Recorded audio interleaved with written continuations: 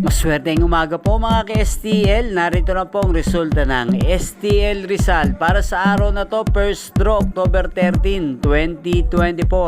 Araw ng linggo, naway ang mga natayan nyo pong mga numero kanina ay manalo nawa ngayong umagang ito 11 AM, kaya kunin nyo na po ang mga tickets. Narito na po ang resulta para po sa STL Rizal. First draw result 11 AM ang mga numerong nanalo, 12 at 12 or Pompiang 12. Sa lahat po ng tumaya kanina para sa first draw ng 12 at 12, congrats po sa inyo, panalo po kayo.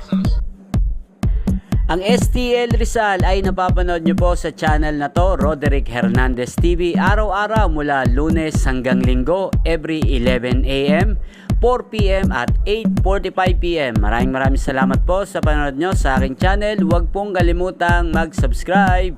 Thank you for watching.